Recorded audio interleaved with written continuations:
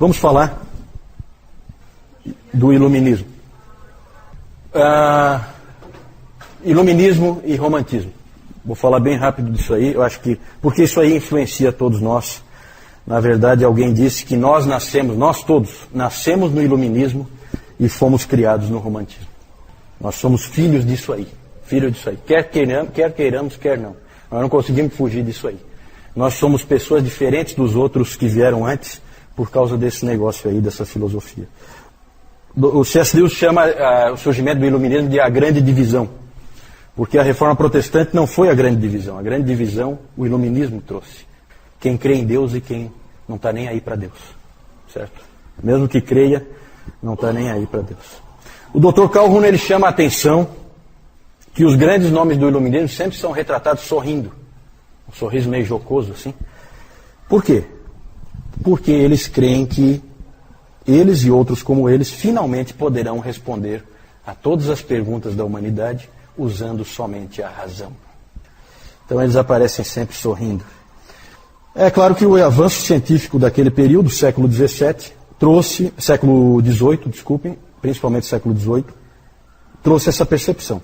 É o período de muitos cientistas de destaque, como o Isaac Newton, né, um cientista fundamental para a humanidade. O poeta Alexander Pope disse o seguinte: a natureza e as leis da natureza estavam escondidas em trevas. E Deus disse: haja Newton, e tudo tornou-se luz. Não sei se é uma referência ao irmão ali, eu acho que não. Deve ser o Isaac Newton, né? Deve ser o Isaac Newton. Mas eu cheguei a considerar a possibilidade. Não, para marcar um pontinho, né? Marcar um pontinho. Gente, a influência do iluminismo é o racionalismo de Descartes, né? Descartes, francês, e o empirismo de John Locke. Na verdade, parecem coisas contraditórias essas duas linhas filosóficas. O racionalismo, ele é do continente e o empirismo é das Ilhas Britânicas, certo? O Descartes, ele é bem conhecido, né? Ele tem aquela famosa frase, quem é que sabe a famosa frase do cogito ergo sum? Como é que é em português? Penso, logo existo. Né? Porque o racionalismo do Descartes, a ideia dele foi a seguinte: será que ele podia partir da mente dele e aí conceber todas as coisas partindo da sua própria mente e aí construindo racionalmente todas as ideias que existem? Foi isso que ele fez, partir da própria mente dele. Né? Penso, logo existo, e daí eu parto. E o empirismo parece o contrário, né? Porque o empirismo é assim, ele começa do que existe. Eu aprendo com o que existe. A minha mente recebe aquilo que ela vê, aquilo que ela experimenta. Certo? Parecem contraditórios, mas chegam no mesmo lugar. O que falta aí nesses modelos filosóficos? Né? Todos eles trabalham o conhecimento. Mas o que falta? Deus. O homem, tanto faz racionalismo ou empirismo, é o homem que conhece por seus próprios meios, não precisando de nenhuma ajuda externa. Então Deus está jogado na lata do lixo aí nesses modelos. São abordagens diferentes, mas chegam ao mesmo ponto. Do iluminismo surgiu uma nova forma de religião a que se dá o nome de deísmo. Era uma religião racional.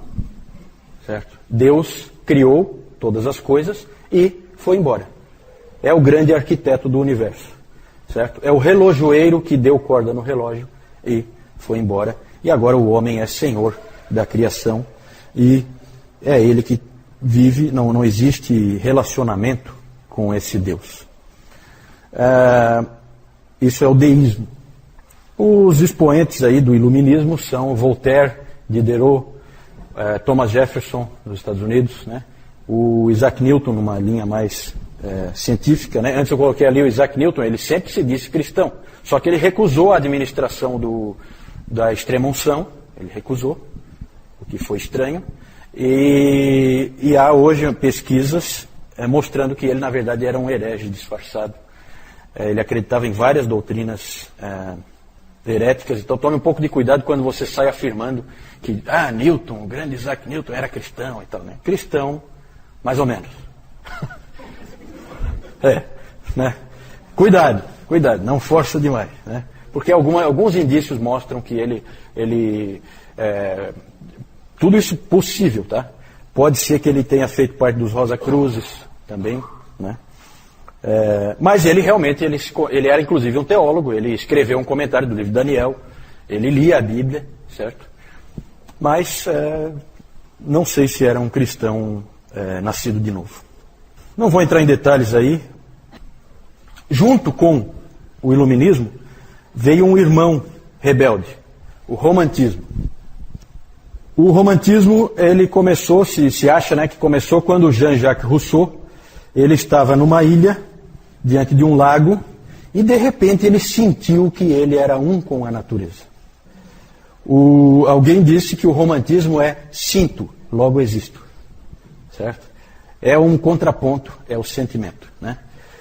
Então, no século XVIII, os filósofos fazem uma separação entre mente e coração. Separação que não existia antes. Hoje todos nós temos separado a nossa mente do nosso coração. Certo? Porque nós fomos, como aquele sujeito disse, nós nascemos no iluminismo e fomos criados no romantismo. Certo? Nós somos filhos disso. Então, só o Evangelho pode unir de novo a mente e o coração. O iluminismo sempre trabalha a mente e a razão e acaba caindo no deísmo. E o romantismo aponta sempre para o coração, para as emoções, e acaba caindo no panteísmo. É para onde ele vai, panteísmo. Tudo é Deus, todos nós somos Deus. O que nós sentimos é o mais importante. Para o romantismo, o grande intérprete do mundo não é o teólogo, nem o filósofo.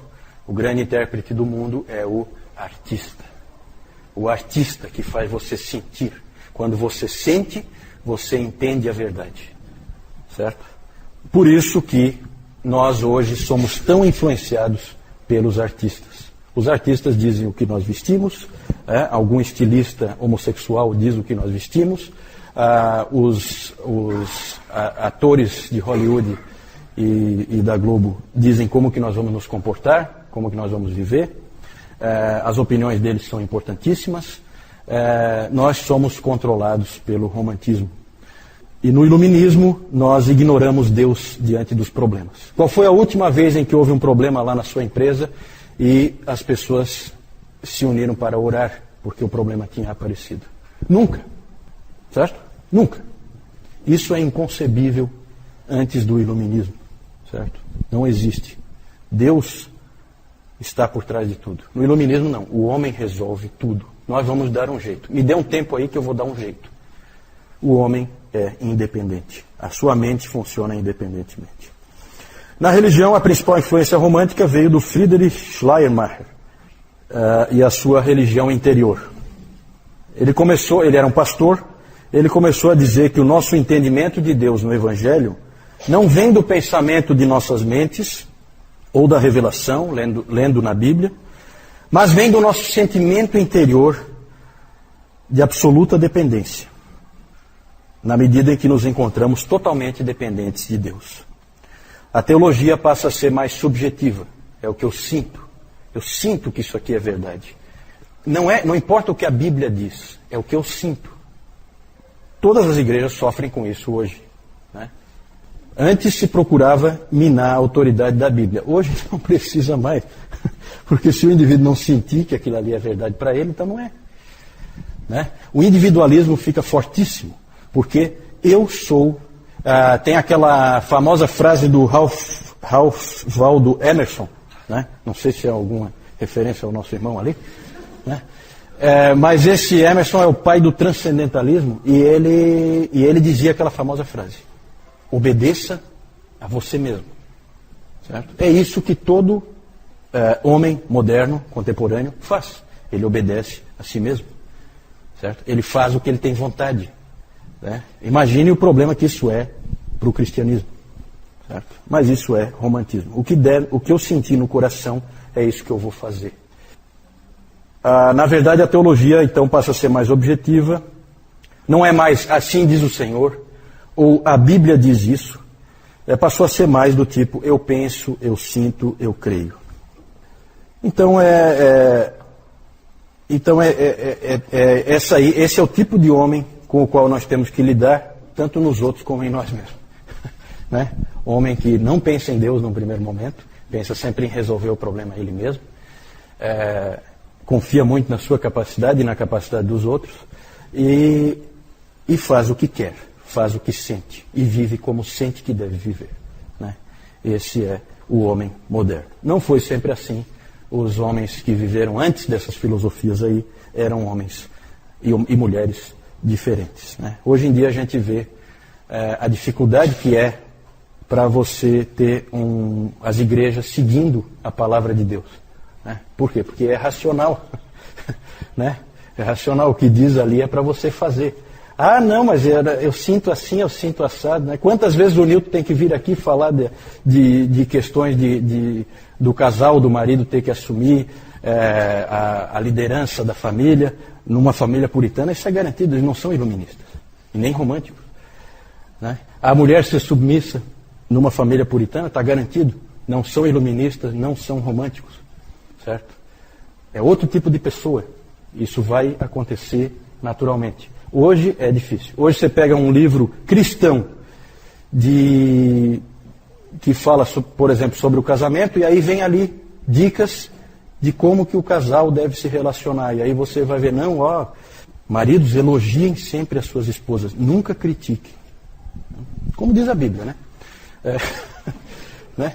Recomendações assim esquisitas que vêm da psicologia, nunca vieram desse livro, né?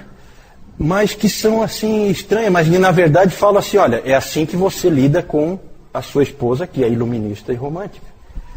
De outra maneira você vai ter um problema muito sério. Essa é a palavra que está passada ali. Então mudou tudo. Mudou a teologia, mudou a maneira de pensar, mudou a igreja. Por isso que a gente tem que falar um pouco de iluminismo e romantismo, porque nós somos pessoas comuns, mas as filosofias em voga nos afetam e nos afetam muito, e a gente nem percebe, porque a gente já nasce dentro dela. Né? Então a gente não tem como saber. Tá legal, gente? Vamos parar por aqui. Pode passar aí só para eu mostrar as figuras, para não ficar essa parte aí. Vamos ver se eu lembro quem são esses aí. Ó. Sempre sorrindo, né? Olha o sorrisinho irônico do Voltaire. Certo? Diderot ali em cima, Thomas Jefferson. O Descartes está mais carrancudo, mas é porque ele não é do iluminismo, ele é antes, né? Então ele está um pouquinho mais carrancudo. Esse aqui é o David Hume, eu ia falar, mas eu pulei. Pode passar. Lá, quem é aquele lá? Isaac Newton, né? Isaac Newton com a sua cabeleira. Há uma semelhança, né? Tirando o cabelo, tirando a franja, tá? Né? John Locke, aqui embaixo. Esse aqui é o Schleiermacher. Tá meio doentinho, né? Já tá com o pé na cova, coitado. Esse aqui é o Rousseau.